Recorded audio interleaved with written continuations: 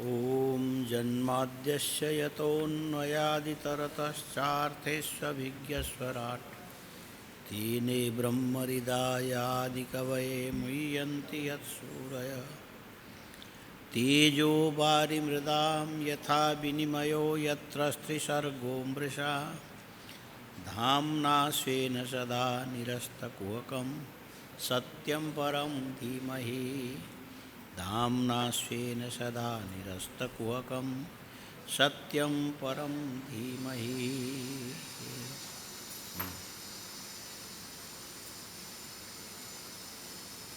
छठा अध्याय तीसरे स्कंद, चौथा श्लोक हो गया था ना। अब पांचवें में चलो कि पांचवा में हो गया।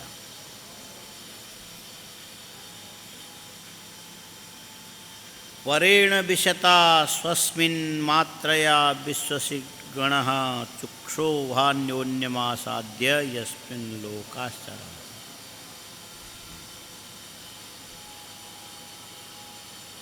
इसमें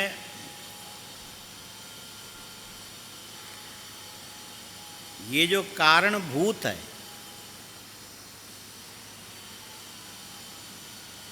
इनके लय क्रम से तुम एक लिस्ट बनाओ। लय क्रम और सृष्टि क्रम। सृष्टि क्रम में पहले क्रम लिखो, लय क्रम और सृष्टि क्रम। लय क्रम के अंतर्गत कार्य से कारण की ओर गति होती है। लय क्रम में कार्य से कारण की ओर गति होती है। ठीक है। सृष्टि क्रम में कारण से कार्य की ओर गति चलती है। अब तुम पहले लय क्रम लिखो। ऊपर लिखना बड़े अक्षर में लय क्रम, उसके बाद नीचे एक लाइन खींच दो और उसमें लिखो नंबर 1 में पृथ्वी, नंबर 1 में पृथ्वी, नंबर 2 में जल, नंबर 3 में तेज, नंबर 4 में वायु, नंबर 5 में आकाश,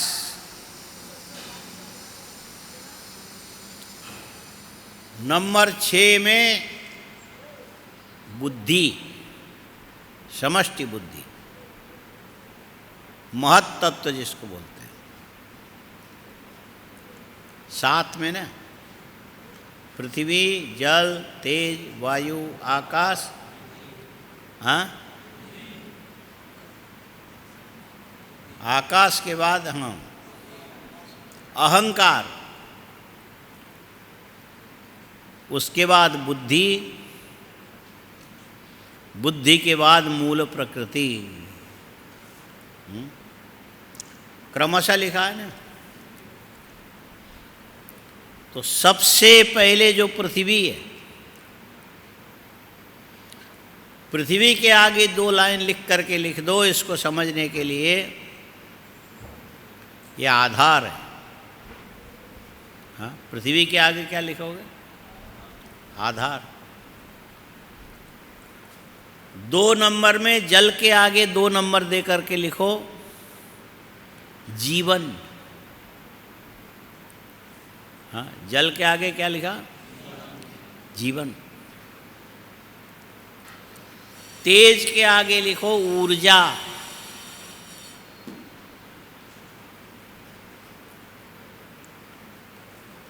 वायु के आगे लिखो गति।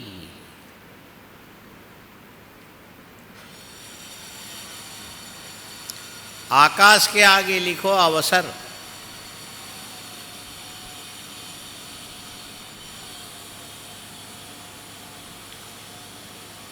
अहंकार के आगे लिखो संघ। अहंकार के आगे क्या लिखो? संघ। संघ संगठनम।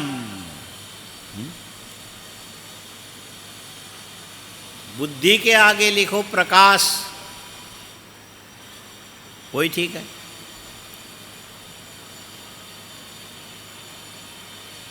और माया के आगे लिखना प्रकृति कर दोगे चलेगा।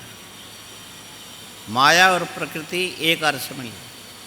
प्रकृष्ट कृति इति प्रकृति, ऐसा हो। अब इसको पढ़ करके तुम विचार करो, पृथ्वी तत्व कैसा है? आधार है। पूरा ध्यान दो, पृथ्वी क्या है? आधार है। और आधार में पूरी पवित्रता होना जरूरी नहीं है। आधार में पूरी पवित्रता जरूरी नहीं है। तुम जहाँ बैठे हो तो तुम्हारे आसन के नीचे का जो स्थान है उसको आधार बोलते हैं। हाँ, क्या बोलेंगे? आधार बोलते हैं। और ऐसे भूमि की भी जहाँ पूजा करते हैं तो वहाँ पर यही बोलते हैं, आधार शक्तये नमः। आसकलात् धारणात्मिका या शक्ति, उसको आधार शक्ति, सबको धारण करने की शक्ति। लेकिन माना ये जाता है सबसे पवित्र क्या है शरीर में? मस्तक है। शरीर में सबसे पवित्र क्या है? कारण क्या है? उसमें ज्ञान है। मस्तिष्क में ज्ञान होने से मस्तक को पवित्र मानते हैं। और ज्ञान पवित्र है, ये बात गीता में स्पष्ट है, पढ़ा होगा। नहीं ज्ञानेन सदृशम पवित्रमिह विद्यते। ज्ञान के समान पवित्र और कोई चीज़ नहीं है। आया समझ में? ज्ञान क्या है? पवित्र है। अच्छा, इसीलिए मस्तिष्क को पवित्र माना जाता है। और पैर को अपेक्षाकृत पवित्र नहीं माना जाता है। मस्तिष्क के अपेक्षा पैर की स्थिति थोड़ी अपवित्र ही माना जाएगा। पूजा में, पाठ में, संध्या में, बंधन में, मंदिर में, कहीं भी जाने से पहले सिर धो के आओ कोई नहीं बोलता है, पैर धो के आओ। जमीन के अंदर तुम्हें लेकर के खड़ा होने वाला होने से पैर अपवित्र हो सकता है, लेकिन जिसमें ज्ञानी प्रधान है, ज्ञानेंद्रियां जो जिसके अंदर स्थित है, पांचों ज्ञानेंद्रियां तुम्हारे मस्तिष्क के साथ ही लगे हुए हैं।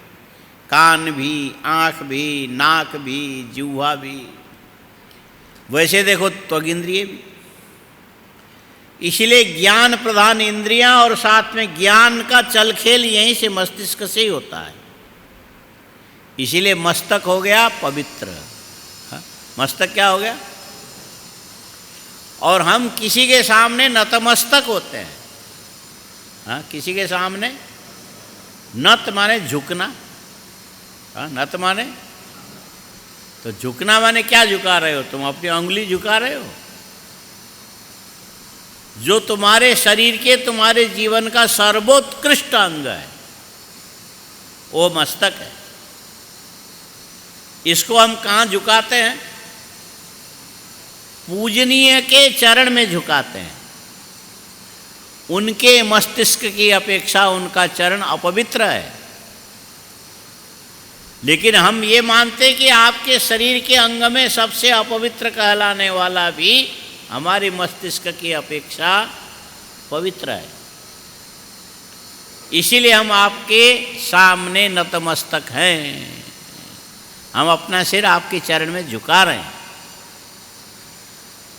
कदाचित ये माना जाए कि चरण अपवित्र होने पर भी आपके चरण जो अपवित्र माने जाते हैं, जो हमारा मस्तिष्क ज्ञानमय होने से पवित्रतम माना जाता है, आपकी उत्कृष्ट कोटि ऐसी है कि आपके चरण के बराबर भी हमारा मस्तिष्क नहीं है, इसीलिए हम अपना मस्तिष्क आपके चरण में झुका रहे हैं। इसको बोलते हैं नतमस्तक होना। हाँ, क्या बोलेंगे? नतमस्तक होना। इसका अर्थ ये निकला कि आधारभूत जो तत्व है वो पवित्रता सापेक्ष नहीं है। आधारभूत जो तत्व है पवित्रता सापेक्ष नहीं है। दूसरी बात है, आधार जो होता है ये जीवन से थोड़ा हट करके, तुम कहीं आसन लगा के बैठोगे, थोड़ी देर में उठ के चल दोगे, बैठा। लेकिन उठना, बैठना, चलना फिरना इत्यादि तुम्हारे जीवन का अंग है। किसका है? वो आधार से थोड़ा ऊपर है। जीवन को टिकाने के लिए तुम्हें भूमि चाहिए, आधार चाहिए, लेकिन जीवन को जीवंत बनाए रखने के लिए क्या चाहिए? जल चाहिए। हाँ, जीवन को जीवंत बनाए रखने के लिए क्या चाहिए? जल चाहिए। इसीलिए तुमने लिखा होगा पृथ्वी माने आधार और जल माने जीवन। हाँ, जल माने जीवन। अच्छा, जीवन वही कहला सकता है जो बिखरने वाले को जोड़ करके रख सके। ये जीवन की परिभाषा है। बिखरने वालों को जोड़ करके रख सके, उसी में जीवनी शक्ति छिपी रहती है। और बिखरने वाले को जोड़ के रखने की क्षमता जिसके अंदर होगी वो आधार के अपेक्षा पवित्र होगा। ज्ञान के समान नहीं, लेकिन आधार की अपेक्षा पवित्र फल है। तो जल में एक क्षमता है कि यदि गेहूं को पीसोगे तो आटा बन जाएगा। थाली के अंदर रख करके हवा मारो, उड़ जाएगा। और उस आटे में पानी डाल करके मल करके पिंड बना के रखोगे, तुम कितनी जोर से फूंक मारो लेकिन वो हिलने वाला। तो जो पहले आटा बन करके परात के अंदर पड़ा था, जोर से हवा चलने से उड़ने की क्षमता उसके अंदर थी, ये आटे की कमजोरी थी। ये क्या थी? ये हवा से बिखरने वाला। लेकिन पानी ने ऐसा काम किया कि आटे के एक परमाणु को एक दूसरे परमाणु से ऐसा जोड़ दिया, तुम्हारे फूंक मारने से भी वो उड़ने वाला नहीं। चूर्णादि पिंडी भूत हेतुर, क्या चूर्णादि पिंडी भाव हेतुर गुणो स्नेह।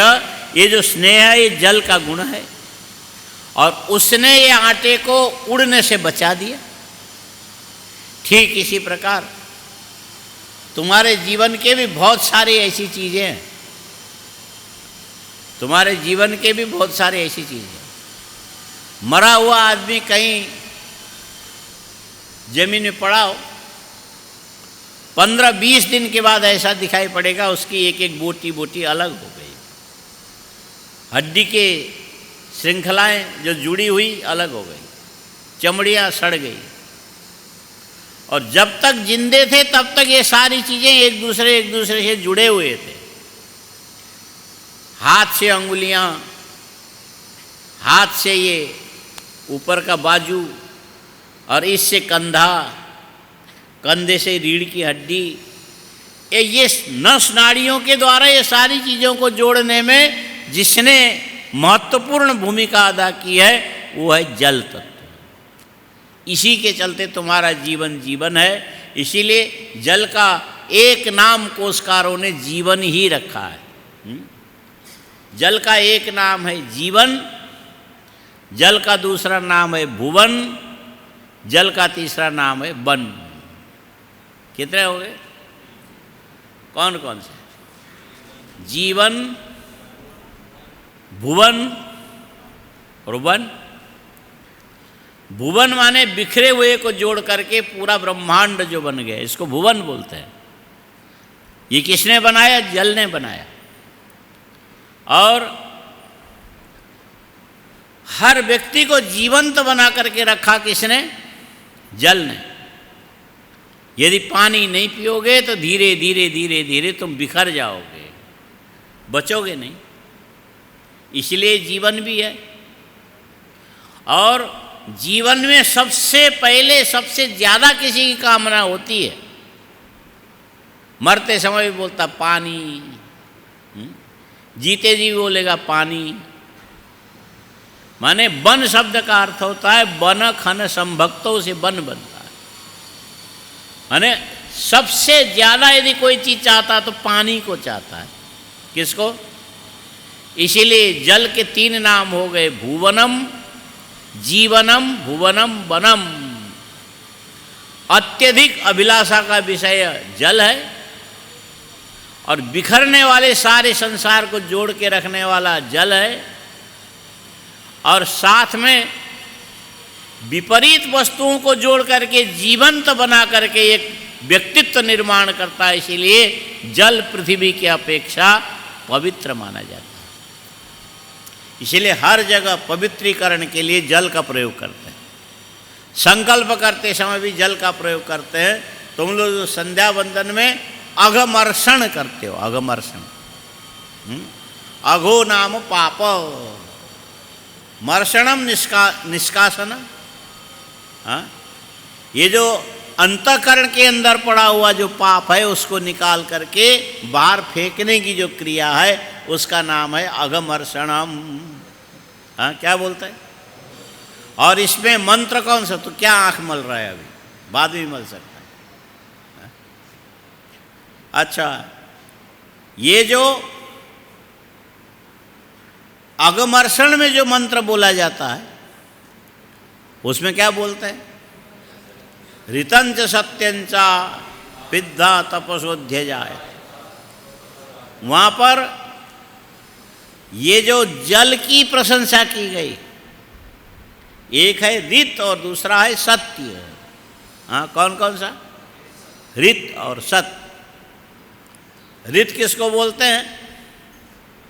तुम लोगों को ऋत का अर्थ ही मालूम नहीं। ऋतम तो सुंदरता वाणी। हाँ, ऋतम तो सुंदरता वाणी, सत्यम तो समदर्शनम। ये ऋत और सत्य की परिभाषा है। ऋतम तो, यहाँ ऋत में ऋषि वाला री है। ऋत में ऋषि वाला री है। ऋतम तो सुंदरता वाणी। ऋत किसको बोलते हैं? सुंदरता वाणी। सुंदरता शब्द का अर्थ क्या होता है? सुंदरता शब्द का अर्थ होता है शास्त्र परिष्कृत। हाँ, क्या बोलते हैं? आदमी सभी बोलते हैं। ये जो मार्बल काटने वाली मशीन की आवाज़ आ रही है, ये भी तो आवाज़ ही है। ये सुनने का मन करता है क्या? नहीं करता, सुनना पड़ रहा है। और आदमी भी बोलता है, आवाज़ करता है। और सोते समय खर्राटे, बहुत से लोगों के गला बजता है, खर्राटा बढ़िया चलता है। लेकिन आदमी सुनना चाहता है क्या? जब सोते समय खर्राटे निकलते तो अच्छे अच्छे आवाज़ आते हैं। सहनाई, बांसुरी, बेंजो, हार, सब आवाज़ निकलते हैं। सोते समय जो खर्राटे निकलता है, रंग बदल बदल के, स्वर बदल बदल के निकलता है। मोटा आदमी सोया, उसकी आवाज़ तुम जग करके सुनो, तुम तो उठ के भाग जाओगे। लेकिन सुनो तो अलग अलग पता लगेगा। शुरुआत जो हंसना मत, बात को समझना हो तो हंसना नहीं। तो जब आवाज़ शुरू होगा, पहले खट खट खट, फिर घर, चूं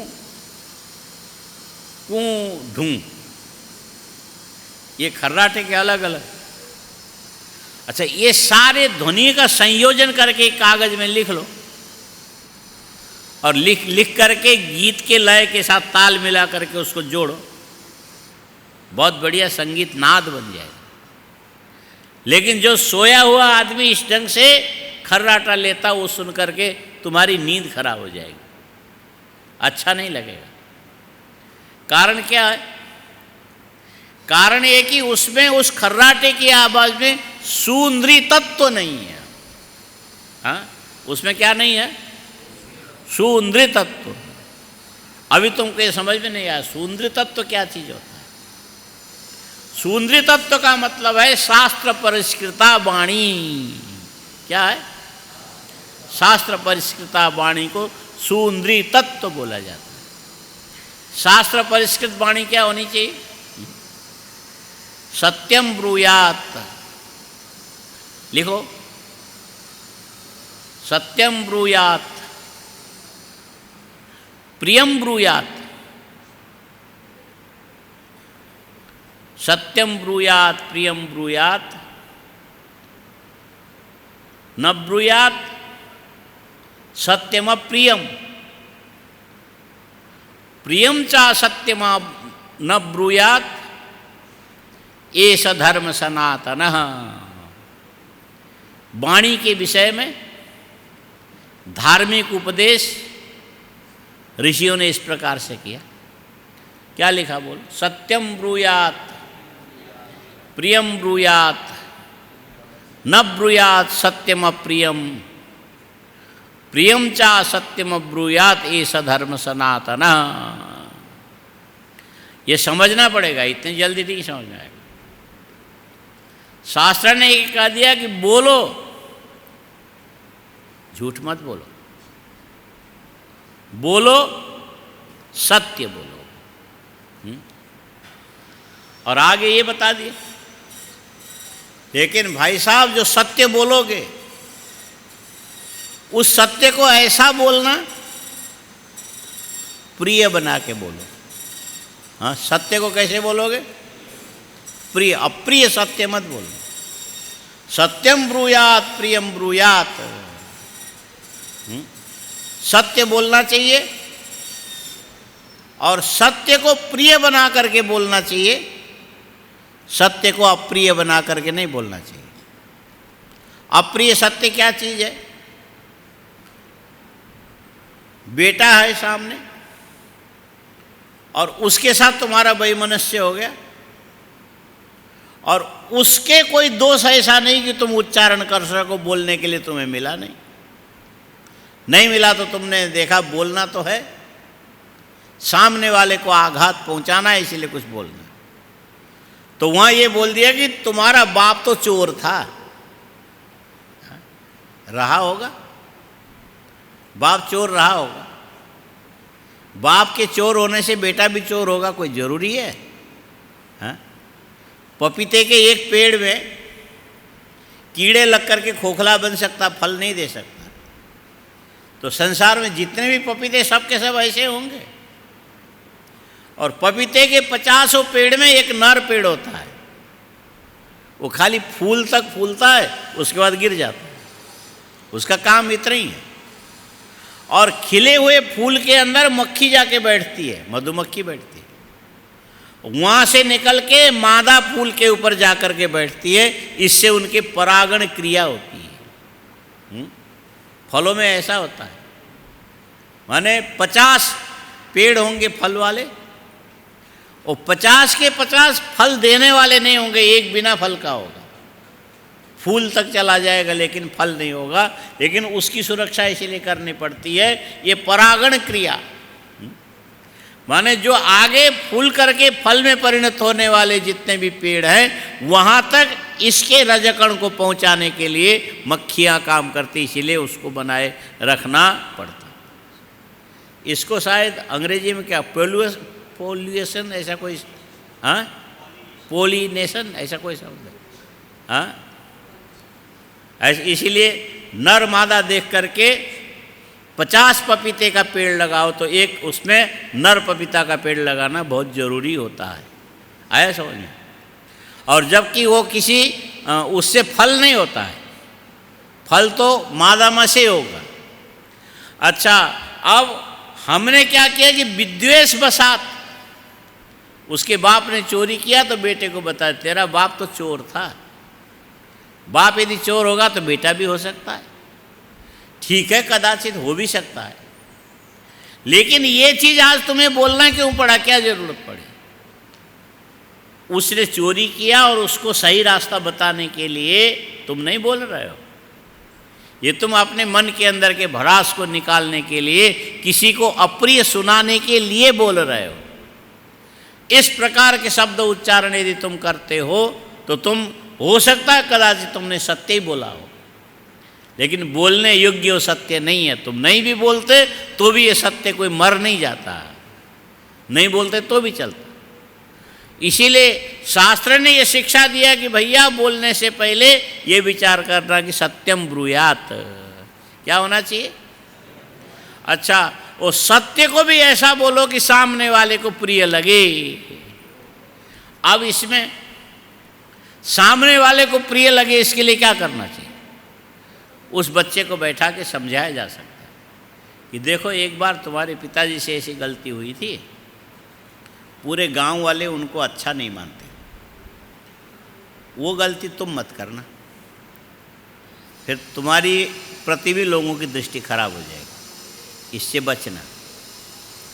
वो बच्चा मान जाएगा, तेरा बाप भी चोर था, उसका बाप भी चोर था, तू तो उसी खानदान का है, तू अच्छा काम कहाँ से करेगा?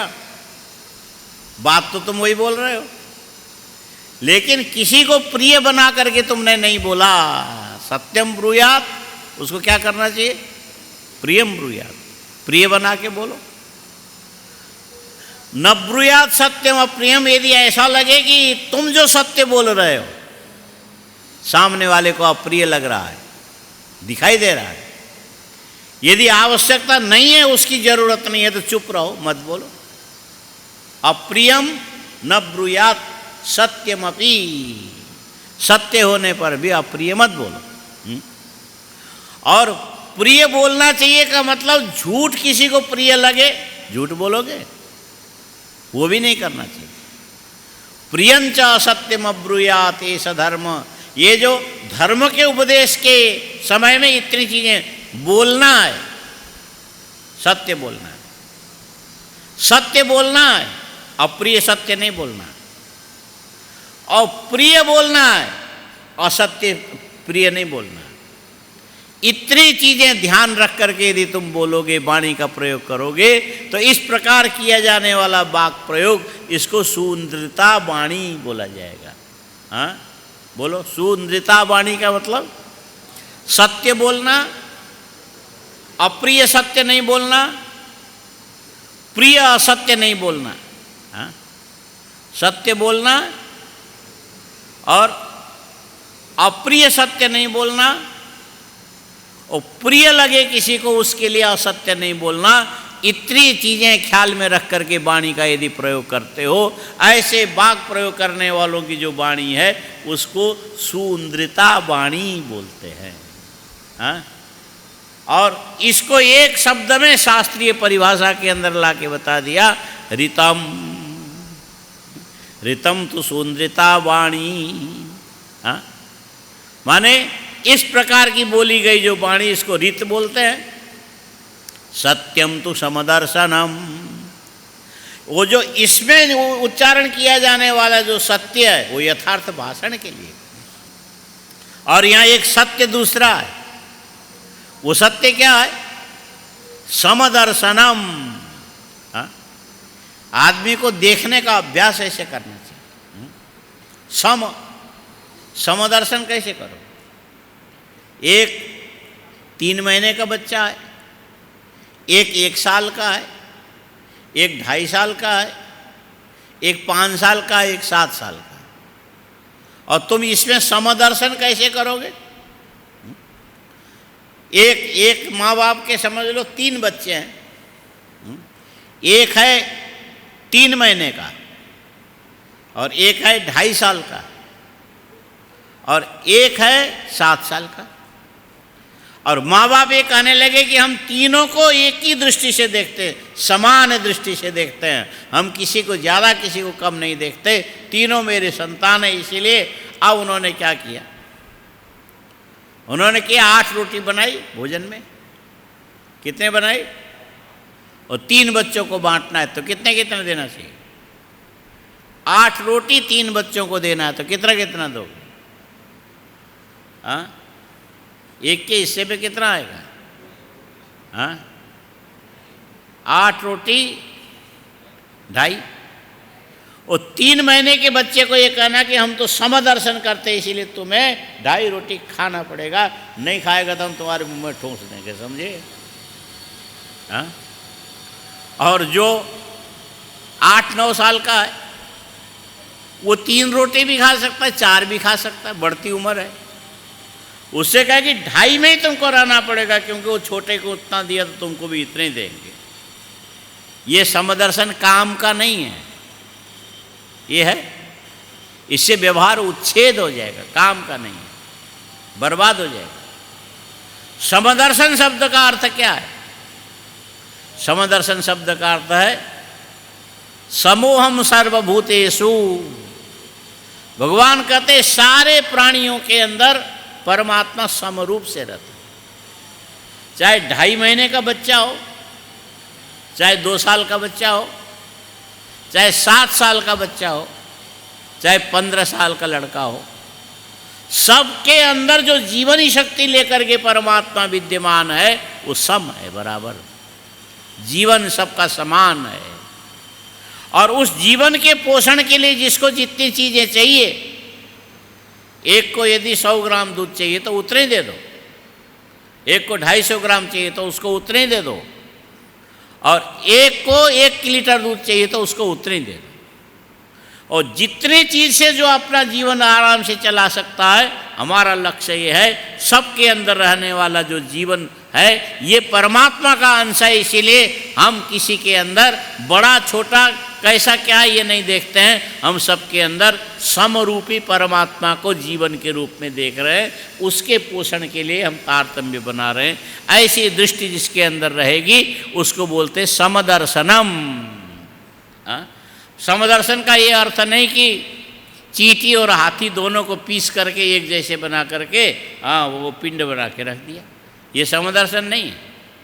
हाथी को हाथी के रूप में देखो, चींटी को चींटी के रूप में देखो, मशक को मशक के रूप में देखो, और सबके अंदर जीवनी शक्ति लेकर के चलने वाला जो परमात्मा है एक जैसा है। ऊंचे बड़े सबके अंदर एक ही तत्व को देखने का जो अभ्यास है इसको बोलते हैं समदर्शनम। अब बोलो, ऋतम तो सुनृता वाणी सत्यम तो समदर्शनम। आया समझ में? अच्छा, अब जो तुम संध्या बंदन करते समय बोलते हो ऋतम च सत्यम च, ये जल से उत्पन्न हुई, ऋत भी जल से उत्पन्न हुआ, सत्य भी। और ऋत और सत्य को उत्पन्न करने वाला होने से ये जो जल जो नाम का जो तत्व है ये पवित्र है पृथ्वी की अपेक्षा। पृथ्वी बल है, पृथ्वी आधार है, लेकिन ये जो जल है ये सत्य है और ये जल ऋत है। पीते समय तुम्हें माधुर्य की अनुभूति होगी और पीने के बाद तुम्हारे जीवन की रक्षा करने वाली होगी। और साथ में इसमें रजोगुण की मात्रा ना के बराबर होने से ये जल को पृथ्वी से पवित्र माना जाता है। ठीक है, इसीलिए पृथ्वी को आधार लिखा और आगे जल में क्या लिखा? जल को जीवन पवित्र है, जीवन पवित्र है। इसीलिए मरने के बाद मुर्दा कहलाता है। बोलो, मरने के बाद, क्या बोलना? मरने के बाद मुर्दा कहलाता। किसी को समझाना तो ऐसे बोलना, हम जब मर जाएंगे, पहले क्या बोलोगे? हम जब मर जाएंगे, ऐसा मत बोलना। यदि तुम कहोगे हम मर जाएंगे, थोड़ी देर तुम रुक गए, वो तो सीधा ही कफन खरीदने चला जाएगा। इसने कहा आप मर जाएंगे तो मरेगा, और ज़्यादा दिन रखना नहीं, और मरेगा तो इसको ले जाना है। कफन कुर्ते को कफन नहीं बनाया जाता है। कहते कफन में, हाँ भागीरथ जी, हाँ ये पक्का समझना, कफन में जेब और अंत में पहन के वही जाओगे। जीवन भर 50 जेब लेकर के चलोगे, जो कफन होता है उसमें जेब होता नहीं, वहाँ कुछ तुम लेकर के नहीं जाओगे। भगवान ने ऐसा सिस्टम बना के रखा कि तुम लेकर के नहीं जा सकते हो, यहीं छोड़ के जाना पड़ेगा, जो है यहीं छोड़ोगे, लेकर के नहीं जाओगे। और तुम पहले ये कहोगे कि हम यदि मर गए, हाँ हम मर गए, ऐसा मत बोलो। उसमें अनाश्रुत ऐसा नाम लेना कि कोई यदि मर गया, प्राण निकल गया, तो जिसके प्राण निकल गए वो शरीर अपवित्र हो गया। हाँ, जिसके प्राण निकल गए वो शरीर अपवित्र हो गया। और अपवित्र होने के चलते उसके दाह संस्कार करने के बाद व्यक्ति स्नान करता है मिट्टी से, गोबर से। माने ये जो मुर्दे को छूने से अपवित्रता आ गई। सवाल है मुर्दा कहाँ से आया? जीवन से ही तो आया। लेकिन जब तक जीवन था तब तक ये मुर्दा पवित्र था, मरने के बाद, जीवन के निकलने के बाद ये अपवित्र कहलाने लगा। ठीक इसी प्रकार ये जो पृथ्वी आधार है, हाँ पृथ्वी बल है, और इसमें जीवन जो चलता है, पृथ्वी के द्वारा आया गया जो अन्न, अन्न के साथ मिश्रित जो जल तत्व है, यही तुम्हारे जीवन को पवित्र बनाए रखता है। इसीलिए जल को पवित्रता का प्रतीक मानते हैं। लेकिन जल पवित्र हो सकता है, हाँ जल पवित्र हो सकता है, लेकिन जल के अंदर ऊर्जा नहीं है, इसीलिए ये निम्नगा है। हाँ ऊर्जा, ऊर्जा, ऊर्जा माने ऊपर की ओर गति देता है। आग जलाओगे, ज्वाला ऊपर की ओर उठती है, गर्मी चारों ओर फैलता है, और चारों ओर फैले और गतिशील होकर के वातावरण को परिवर्तित कर देवे, उसको ऊर्जा बोला जाता है। जल के कण कण के अंदर जाने की क्षमता इसके अग्नि के अंदर है। ये ऊर्जा है, शक्ति संपन्न है, निष्क्रिय को सक्रिय बनाता है। और जल ज्ञान विहीन को ज्ञान वाला बनाता है, जीवन में ज्ञान होता है।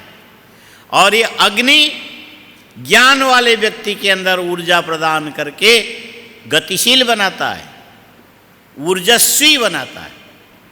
और इसके बाद ऊपर उठोगे, तेज के बाद आगे चलोगे तो कहाँ जाओगे? तेज के बाद आता है वायु। वायु क्या करता है? ये जो तेज है निश्चित दिशा में थोड़ी गति होती है। तेज क्या है? निश्चित दिशा में थोड़ी गति होती है, लेकिन वायु सदा गतिशील रहता है। हाँ निर्विकार गति वाला यदि कोई है तो वायु है। इसीलिए वायु गति रूप है।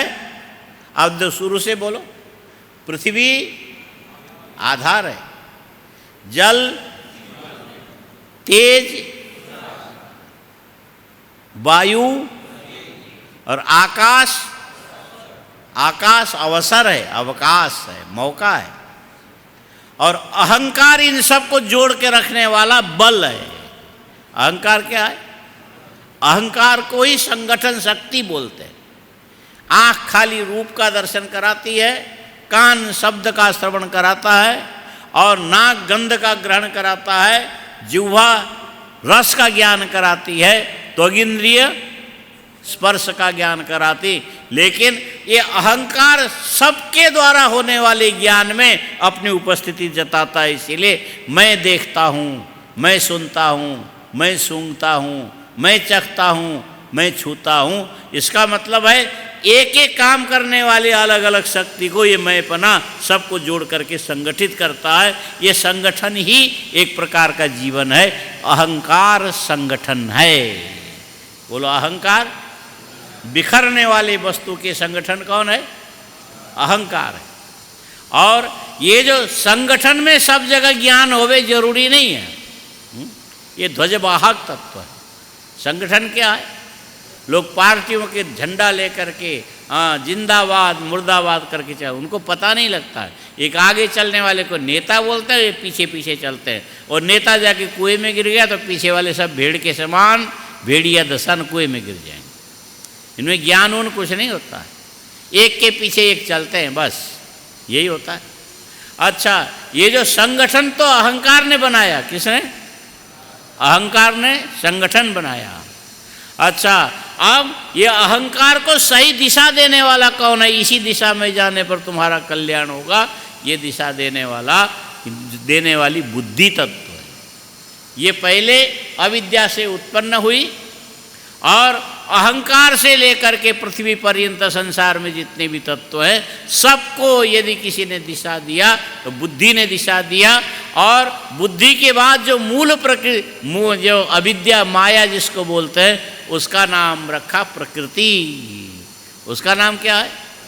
प्रकृति का मतलब ये है वो सब कुछ करने वाली वही है। बुद्धि को उसी ने उत्पन्न किया। हाँ, बुद्धि को किसने बनाया? प्रकृति ने बनाया। और खाली बुद्धि को बनाया ऐसा नहीं, उसी ने अहंकार को बनाया।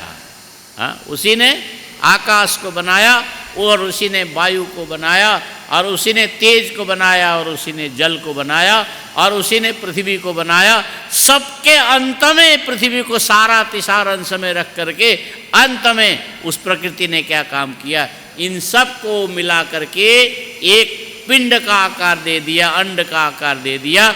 उसका नाम पड़ गया सृष्टि के आदिकाल का पहला ब्रह्मांड। हाँ, सृष्टि के आदिकाल का पहला ब्रह्मांड, जिसमें आधार शक्ति अंदर छिपी हुई है, जीवनी शक्ति अंदर छिपी हुई है और ऊर्जा जिसके अंदर छिपी हुई है, साथ में गति जिसके अंदर छिपी हुई है। अभी गतिशील नहीं है, अंदर छिपी हुई है, गति छिपी है। और अवसर भी उसके अंदर है आकाश के रूप में, और संगठन भी उसके अंदर है अहंकार के रूप में। दिशा निर्देश करने वाला ज्ञान भी उसके अंदर छिपा है, ये जो समष्टि बुद्धि के रूप में। और इन सब को ऐसा रूप दे करके आगे बढ़ाने वाला, पोषण करने वाला तत्व क्या है? उसका नाम है माया। माया को प्रकृति कहा जाता है। इस प्रकार माया के द्वारा बनाया गया ये सारी चीजें, ये एक आकार में परिणत होकर के परमात्मा की इच्छा से क्या बन गया? ब्रह्मांड बन गया, सुवर्णमय ब्रह्मांड अंडाकार बन गया। और बनने के बाद कहाँ रहा? तो बोले ये 6ठे श्लोक को देखो, हिरण्मय सपुरुष सहस्त्र परिवत्सरान। समय की सबको जरूरत पड़ती है। अभी अभी पैदा हुए और अभी तुम ज्ञानी बन गए, ऐसा नहीं हो सकता। धीरे धीरे धीरे धीरे धीरे धीरे ज्ञान का विकास होता है, बुद्धि का विकास होता है, शरीर का भी विकास होता है और परिपक्वता आते आते समय लगता है। इसीलिए एक बात पक्का समझना, 55 तक बचपना बना रहता है। हाँ, कब तक? 55 साल की उम्र तक तुम नहीं समझना कि हम बड़े परिपक्व हो गए। और बहुत से लोग 55 के बाद भी मरते दम तक मूर्खे मर जाते हैं। हाँ, समझे भी नहीं। कई लोग ऐसे जैसे आए वैसे चले जाते। उनको क्या बोलना चाहिए? ये भगवान ने जैसा भेजा वैसे के वैसे ओरिजिनल चला गया भगवान के पास, कुछ सुधार नहीं हुआ कुछ। हाँ, उसमें कोई जैसा आया वैसे ही गया। लेकिन धीरे धीरे धीरे इन सब चीज़ों में परिपक्वता आती है। सृष्टि के आदिकाल का जो ब्रह्मांडमय शरीर था, ये अपने को परिपक्व बनाने के लिए परमात्मा ने उसको कहाँ रखा?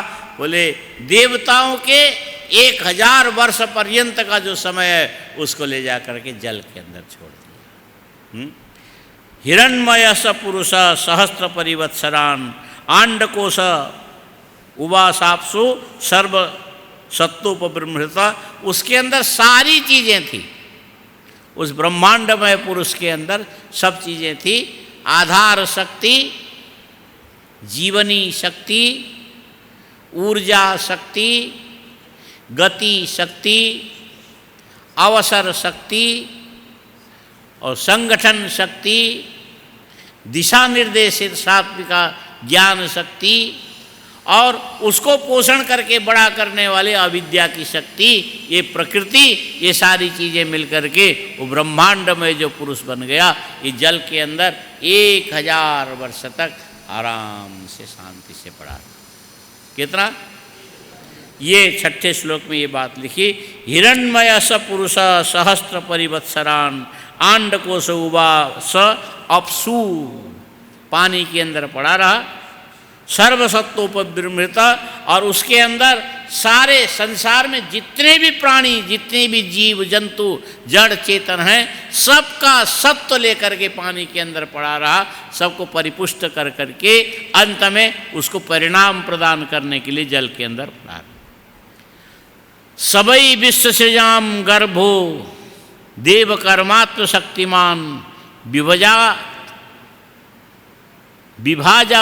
विभाजात्मनात्मानम एकधा दशधा त्रिधा।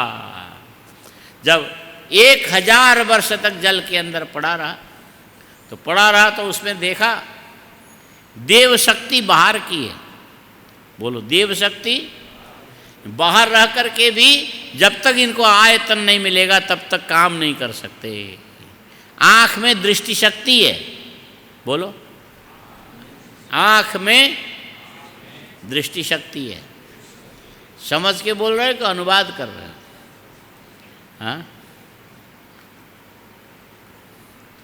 घंटी बज रही तो बज रही, उसका कोई अर्थ नहीं होता। पीतल की घंटी नहीं, ये बता रहे टंग टंग टंग टंग, तो जितने बार बजती उसका अर्थ क्या है? हाँ, ये जो अंग्रेजी में टंग माने क्या, जीव होता है क्या? तो टंग टंग का मतलब जीव, जीव बोलता है क्या वो? घंटी का क्या मतलब बजने का? हाँ, क्या बोलता है? उसका कोई अर्थ नहीं है, उसको बजना है बस, किसी ने मारा तो बजेगा। और सुनने वाला ये अर्थ समझ लेगा कि भोजन का समय हो गया, इसीलिए हाँ घंटी बजाया जा रहा है, अब हमको पंक्ति में जाना चाहिए। ये तो सुनने वाला न समझेगा, बजने वाले घंटी नहीं समझती। और तुम भी घंटी के समान मत बोलना। हाँ, समझने से हमको कोई लेना देना नहीं है। हाँ, समझने से हमको कोई लेना देना नहीं, इस हिसाब से मत बोलना। सबई विश्व सृजाम गर्भ। एक बात याद रखना, ज्ञान महत्वपूर्ण है, बोलो ज्ञान, लेकिन ये ज्ञान अकेला काम करने में समर्थ नहीं है। ज्ञान को क्या चाहिए? अपना अपना आयतन चाहिए। रूप ज्ञान प्रदान करने वाले चक्षु को ये आँख रूपी आयतन चाहिए। शब्द ज्ञान प्रदान करने वाले श्रोत्र इंद्रिय को कान रूपी आयतन चाहिए। गंध ज्ञान प्रदान करने वाले जो घ्राण इंद्रिय, इसको नाक चाहिए। रस ज्ञान प्रदान करने वाले रसना को जिह्वा चाहिए। और स्पर्श ज्ञान प्रदान करने वाले त्वग इंद्रिय को क्या चाहिए? त्वक माने चमड़ी, यहाँ रह करके छू करके पता लगता कि ये ऐसा है, ऐसा है। ये सारी चीज़ें चाहिए। और ये ज्ञान यद्यपि सार्वकालिक है, सार्वभौमिक है, सब जगह ज्ञान है। जब तक आयतन के साथ इसका संबंध न हो तब तक ये कार्य कारण संघात में वस्तु को प्रकाशित करने का सामर्थ्य इसमें नहीं आता। इसीलिए ये जो ब्रह्मांडमय जो पुरुष पानी के अंदर पड़ा हुआ था, उसको देवताओं ने देखा, माने ज्ञान शक्ति ने देखा। किसने? नेत्र। नेत्र माने मित्र, मित्र माने सूर्य।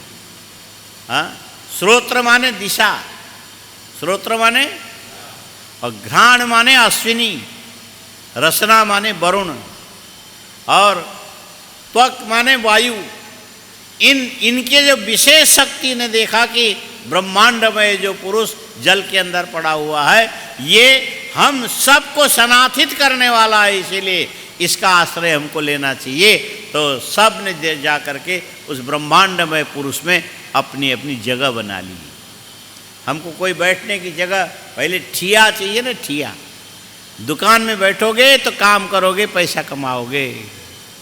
और कहीं दौड़ते दौड़ते ऐसे नहीं कमा सकते हो, ज़्यादा नहीं कमाओगे। इसलिए कोई ठिया चाहिए, ठिकाना चाहिए।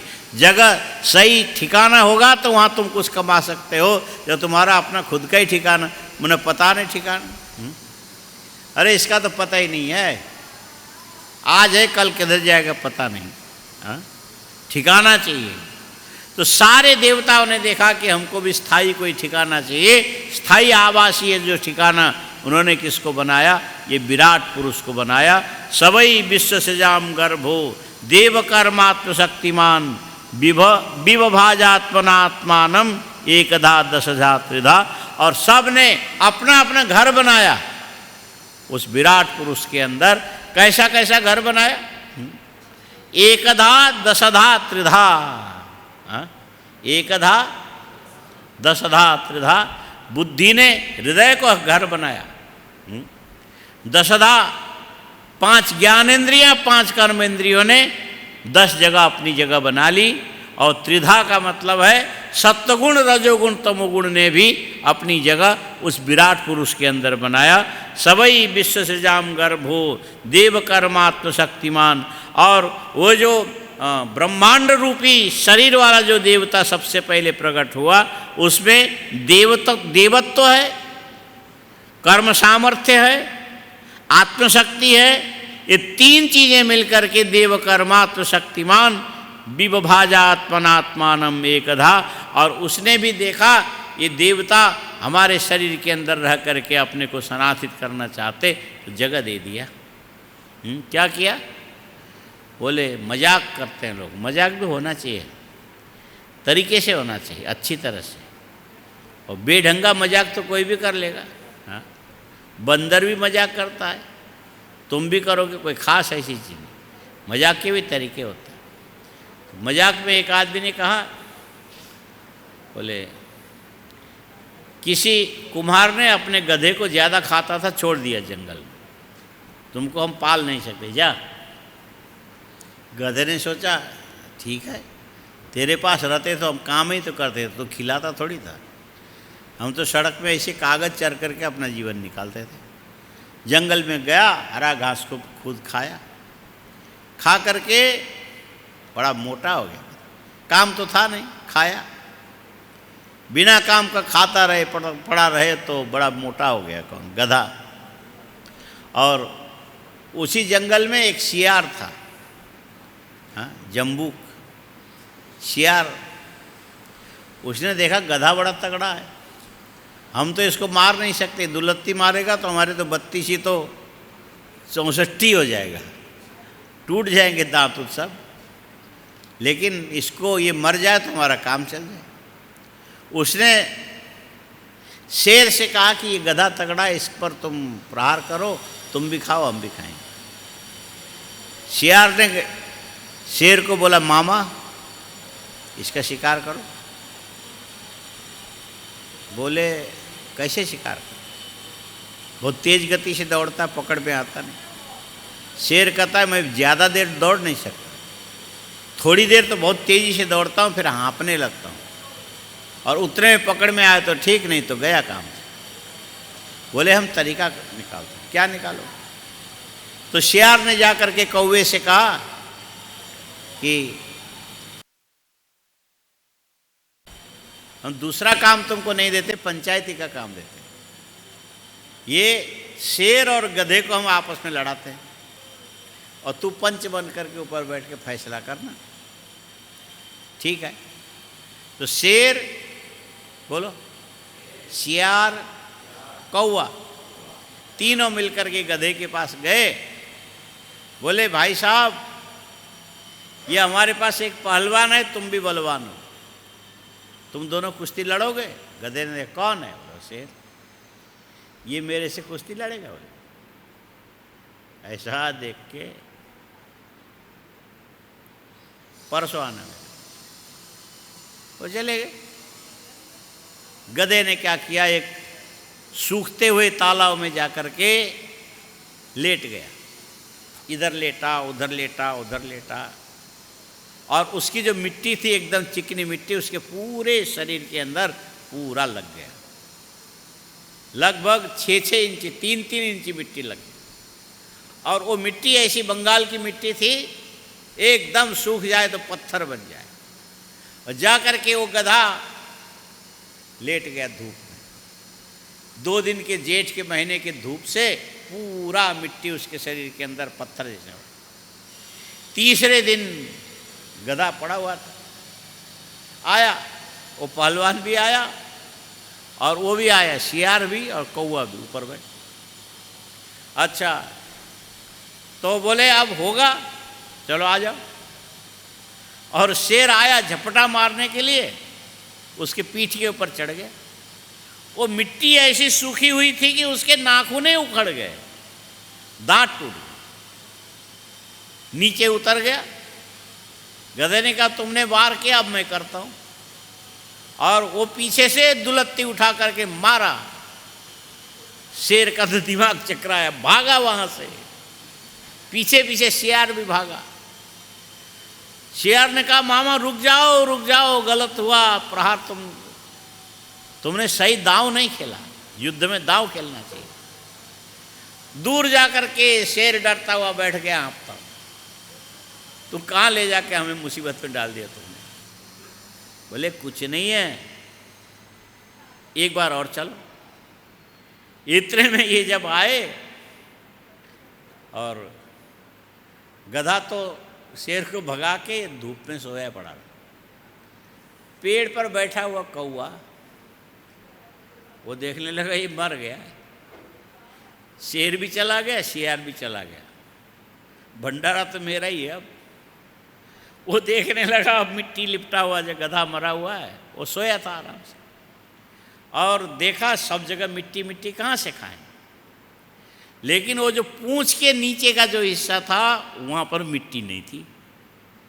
गधे ने सोचा यही खाना ठीक है, जो कौवे ने सोचा ये ठीक। नज़दीक में जाके एक चोंच मारा। गधा तो जिंदा था, ठीक था, बराबर था।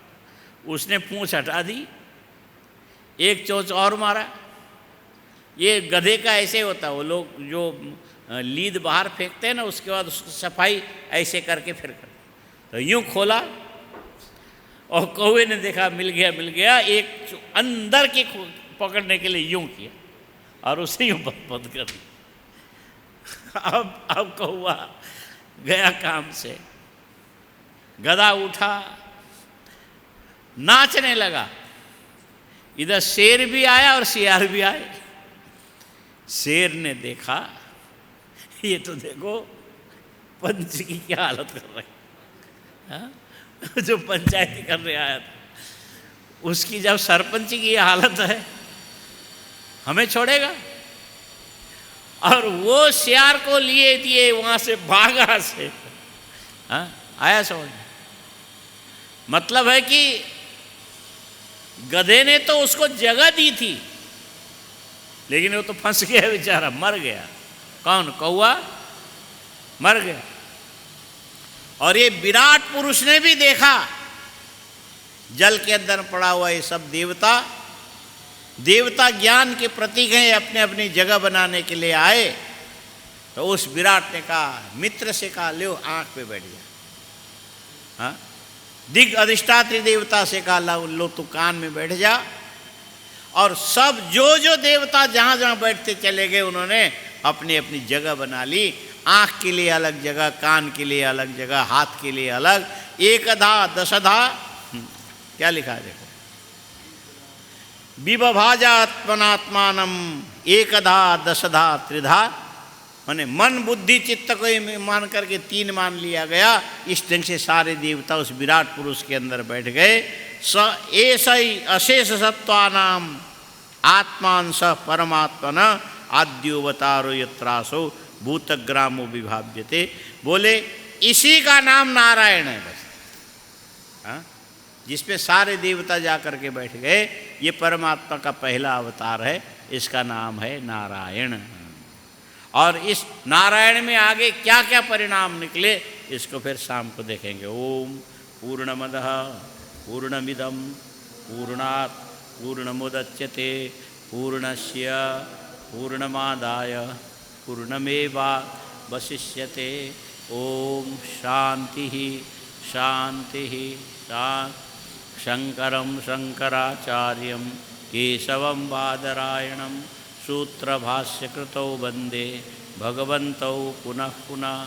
ईश्वरो गुरुरात्मेति मूर्तिभेदविभागिने व्योमवद्व्याप्तदेहाय दक्षिणामूर्तये नमः। ओम शांति शांति शांति। ओम नमः पार्वती।